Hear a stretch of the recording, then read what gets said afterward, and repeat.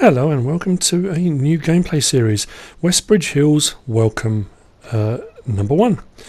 So, I've gone back right to the start. Unlike Bjornholm, which was kind of already relatively established when I started the gameplay series, I'm starting from the very basics. I have bought 8 cows, got a bit of a loan, but I've only got the one field. I've only got the very basic equipment. I've got me 8,000 of each thing in storage, which I'm selling off rapidly. And I've got the basic combine harvester, which I've already set off on the field. So I've got a couple of the Deutzfahr Agro Stars. One with a tedder. I'm not wasting this. Any bit of money I can make, I'm going to make. So I've enabled straw swath. Because it's a very small header, it means that the rows are very tight together. So I thought I'd get not a tedder, a windrower even. Get a windrower and windrow them up. So there we go, we've got the comia, the standard base level. This is what we get combine. I'm thinking I might upgrade the header, because you can swap the headers about, not go mad. Maybe get the New Holland one, the 5.5 metre one, the Very Feed, the first one that normally comes with the TC5, I think it is. Anyway, that's by the by. That might be in time for the next harvest. I'm not going to be able to buy another field for a while, so this one I'm going to do a bit of a turnaround on. So what I will do is clear it, cultivate it. If I've got enough money from selling all the crops and bits and bobs, I'm going to buy a fertiliser sprayer. I'll fertilise it so I can improve the yield. And then I'm probably going to stick canola in it, because that's quite a profitable crop. So I'll stick canola in to start off with to build up a bit of money. I have also got this little diamond. If you watched my tractor buyer's guide, 150 horsepower. It's a brilliant little tractor. I also bought the forage wagon. I think it was only 25,000 to buy, or 27, very relatively cheap one. And it's got a capacity of about 25,000 litres, so it wasn't too bad. This I will be using for collecting up the straw, and I'll be going and selling the straw. I bought 8 cows so I could use some straw and get them on some straw, so at least they can be producing something.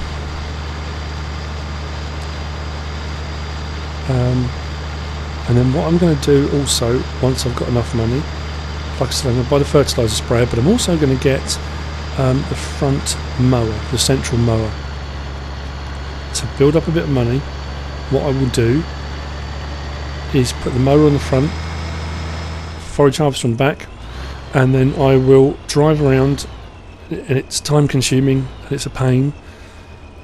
Cutting grass, collecting it and taking it to the silage bays down at the biomass heating plant.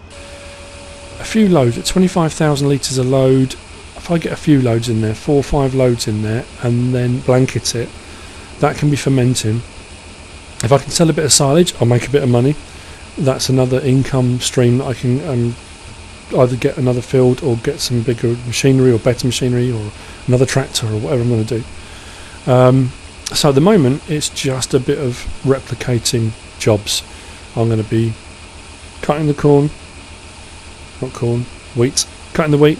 I'm going to be windrowing it. I'm going to be collecting it with this, and then I've got my other Agro Star with a trailer. That'll be collecting the wheat from the combine harvester, and it will also be, there we go, it will also be emptying the silos and taking as many of the different crop types as I've got to wherever is paying the most money, so I can build up a bit of money. I think I started off this episode with just over $700 or just under $800, so not very much. So I am really literally starting from scratch on this map. All people do it different ways. Some people build up the farm, I guess, how you would in real life, a field at a time, increase the productivity, increase the yields, get more for each crop, buy another field, and gradually work your way up. Some people will branch out and do a bit of the silage harvesting and get a bit of silage income coming as well. Some people will do a bit of forestry. Now, Westbridge Hills is a big map, big open sort of Midwest America map. Midwest is known for its farming, its corn and wheat and those kind of things. So they are big fields, but they're expensive to buy. So it's a lot more open farming. It is open to bigger machinery, so when you build up to it, the big machinery will work well on this. But it's getting to that point. That's the thing. There's not a lot of forestry. There's not, there's no forest on this map. There are trees dotted about, and I think what I might also do is get a chainsaw. If I can swap one of these tractors out for one with the front loader, it may only be the T4, is it? T4 or T5, whichever the smaller New Holland is with the front loader, and a log fork. And I might just manually cut down some trees and get some of those into the lumber selling point, again, just to make a bit of extra money, a bit of income. I know it's a kind of, it's not a false economy, spending money to make money. At the end of the day, once I've got the front loader, it can be used for other different things, and the log fork. So it's an outlay initially, but I will make that money back once I start doing a few logs. So the last little bit of wheat I've got in that particular silo, I think it was only about 360 litres, to add to what I've already got, go and sell that. I think the rail yard, the railway station, is paying the best at the moment for wheat. So I'll dump this load off. Every bit of money I make is money I need, and I'm pretty sure if I do a full load on the forage wagon, forage trailer, I think it pays 1,900, but it's 1,900 up and not down. I do not want to go into negative figures. I don't want to be in debt, so any money I can make is a profit, and that's good. That's what I'm aiming for. So we'll see how we can build this farm up. If you haven't seen the other series I do, the Bjornholm one down on the farm, go over, have a look at that. That one kind of started off a little bit more established, but been working my way around, buying fields and doing all the jobs you do on the farm, trying to vary everything I do. So if you haven't seen that, jump over there, have a look, subscribe, like, and then I'm going to try and run both concurrent. And it may be stuff you've seen before. It may not be. It might be a different way of doing things. You might think, I've never thought of that, or I might try that next time. Obviously, with Farming Simulator 17 looming on the horizon, how long the gameplay will carry on and the YouTube clips on 15, I don't know, because obviously everyone will then switch to 17. And I'm sure on and around the day of release, we will be inundated with YouTube clips of first look at maps and first bits of gameplay and vehicles and all the rest of it. Absolutely expect that. But everyone has a different take on things. Everyone does things in different ways. So it's always interesting to see how people do things. What equipment they use might vary. That's where the sheep will be, I think, when I finally buy some.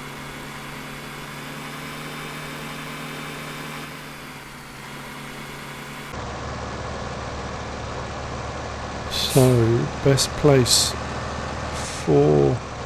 Is it canola I put in here? I think it was canola. Was the flour mill.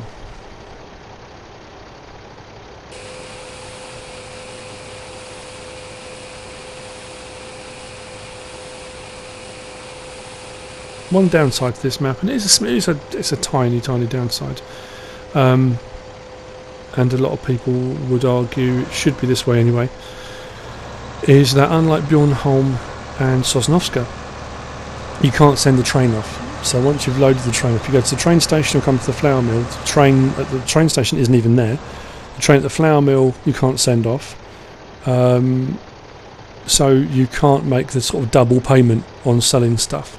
Even on Sosnovska, if you go to the lumber yard, there's a train you can send off for your lumber as well. There isn't on this one either. It's just a lumber selling point. It makes it a harder map.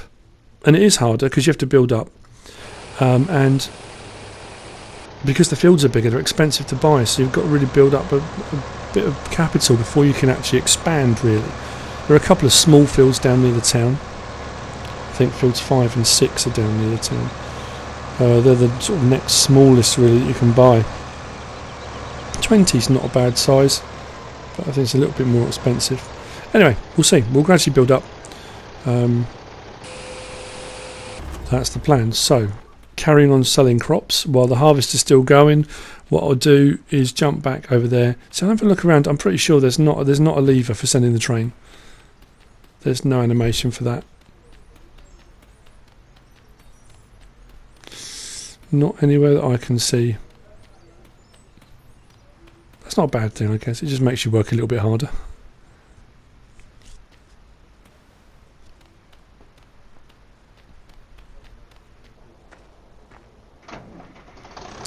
Right, back to the farm.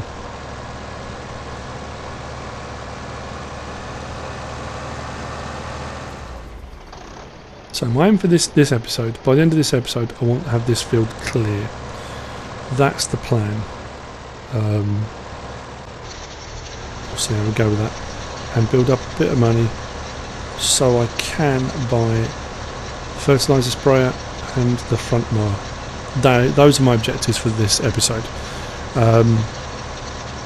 If I go past that, I'll probably try and get a cultivator on this field, and I'll probably set a worker on it so I can carry on either collecting grass for silage or another type of job, but I will set a worker on this field with the cultivator.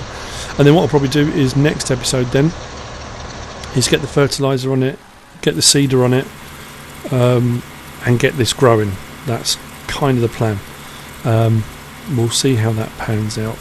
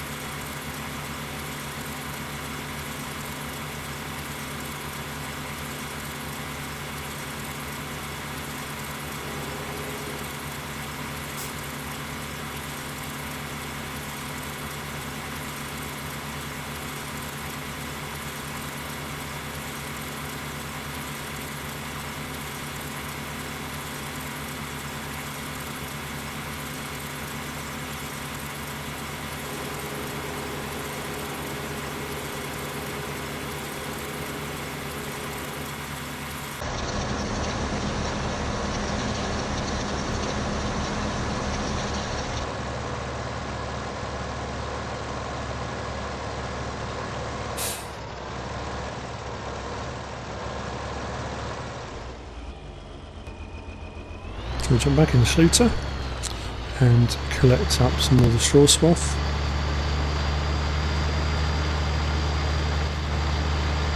Windrowing it helps because it fills up far quicker. It means you're not going up and down the field so many times. Like I say, that's another reason why I think longer term would probably help if I turn the trouble is every time I try and put the cruise control on, I turn off the forage wagon. Minor technical difficulty. Lost my thread. Oh yes, yeah. That's why I probably want to look at getting a bigger header for the comia. Not going mad. You can probably get a huge header on it. But the problem is then the pipe's too short for unloading. So I'd probably just up one. It'll make the process a little bit quicker until I can reach a point where I've raised enough money to get a bigger harvester, which will take a little while. So I will carry on with the silage harvesting with grass, putting those in the silage bays, and probably a little bit of logging, because I do want to invest in a forage harvester, because that will make the whole process far quicker, filling up the silage bays. That's where the real money is. Doing the crops will make you money. Canola especially will make you good money. When Farming Simulator 17 comes out, because they're adding pigs as well, and there's also, they've said that they will require, the pigs especially will require corn, they will require a wheat grain crop, they will require a vegetable crop, they'll require water to make them profitable, and the animals are going to breed, so all of those crops will become relevant. At the moment, corn you don't use. Generally you do a corn or maize crop and you'll do a silage harvest on it, because that's what is best used for. You don't get a lot for corn, but if you need corn for the animals, you will have to do corn crop. At the moment you can do sugar beet, you can do potatoes, but there's no real reason for it. It doesn't make you a huge amount of money. Farming Simulator 17, you will need it for your animals. You will need those root vegetable crops, which on PC versions, if you're doing the pig and beef mods, you do anyway. You'll need them for those mods. So I think that's just Giant Software taking on board what the PC gamers are doing, what the modders are doing, and trying to incorporate that into the base game for the new version. That's kind of the plan. So yeah, it will make all the crops relevant, which will be great. There's also the talk of the ploughing situation. I think I mentioned in one of my previous videos on the Down on the Farm series that you can do a crop, or do different crops in a field 3 times. So you can cultivate it, seed it, fertilise it, harvest it. You can do it 3 times, then you have to plough it over and start again. I think that's a nice touch. It's very clever. It makes the plough relevant, so it's making all this equipment you've got more relevant, because otherwise, if your sole purpose was to just make money, all you would ever do was maize crops and silage harvesting, and that would be it. If you want a fully immersive gameplay, you want to do a bit of everything. You want to do your dairy farming, you want to do your sheep for wool, you want to do pigs on the new one, a bit of forestry, the greenhouses. Try a bit of everything, so when you finish you can say, yeah, I did everything on that farm. I ran the farm, and whether you're successful or not, it's always interesting. I think when I did the Down on the Farm series, or earlier on in the Down on the Farm series, I was doing the silage harvesting, and I had already done a couple of silage bays of it before I started doing the gameplay series, and I had a great demand on silage, and I made a fortune. I mean the silage bay was pretty much full. It was like 900,000 litres, and I spent probably a good couple of hours of gameplay just backwards and forwards to the hoppers, the anaerobic digesters. I think I made 1.5, 1.6 million. You think, well, you know, what's the point? You know, you've now ruined the game because you're not building up to it. That money's gone. You know, you buy a harvester, you buy a forage harvester, you buy a sugar beet harvester, you buy any of the slightly bigger equipment, buy a couple of fields, all of a sudden that's gone. You're back down to 20,000. So, you know, you need that money, especially if you're going to buy the big equipment. You're going to replace your harvesters, bigger seeders, better tractors, more horsepower. You need that money. How you get it is up to you. I have said before, there are the kind of cheating ways. Depends how you look at it. Doing the silage harvesting and silage, it's labour intensive. I don't see that as cheating. You're making money from the work you've done. you can do tree saplings and plant loads of trees for logging. Now what some people do is they will log or do silage harvesting up until they've got enough money to buy a wind turbine. It's a lot of money, 1.2 million I think it is. Stick one of those in the ground, depending on what setting you're on. I think if you're on normal that pays 2,000 an hour, on easy 4,000 an hour, on hard I haven't played so I don't know, I'm assuming it's only 1,000 an hour, it could be less. And then they'll leave their machine on, set the time to 120 times, and then leave the machine on overnight or leave it during the day when they go to work or whatever. So by the time you come back from work or get up in the morning, you've got millions. So you buy another couple of wind turbines and do the same again for another 5-6 hours. So then by the time you finish doing that, you've got 20, 30, 40 million sitting there, which is great. If what you enjoy is the buying part, buying your machinery, buying your equipment, then that's for you. Absolutely go for it. And to be fair, when I first started playing the game, that's kind of what I did. I watched a few tutorials and how to make money, and I thought, yep, that's the way to do it, and then I can buy the equipment from a farm. And then it kind of lost its meaning, because once I had that money, I was doing the farming, but then to what end? I kept thinking, I don't really need to do this for money. So then I started storing everything I was producing, and then it became a kind of a challenge. Then, how much of each crop could I store? Could I store 500,000 litres of each thing? Could I store 1 million litres of each thing? And that was the only meaning left in the game then. So, it's horses for courses. Different people do their gameplay in different ways. Some people try and keep it realistic. Some people do it just to make money. Some people do it to buy new equipment. Some people just set themselves a goal or a challenge and aim for that, regardless how they get there. Some people happily drive across crops. Some people, absolutely, that's a no-no if you can do it realistically. I know you don't have crop damage on the console versions, but you want to avoid that as much as possible. Anyway, just realised I've been talking pretty much for the entire episode. And we are getting to the end of clearing this field. So, I'll get the cultivator on it, get a worker on that. You can start going up and down to cultivate it. And pick up the last of the straw swath.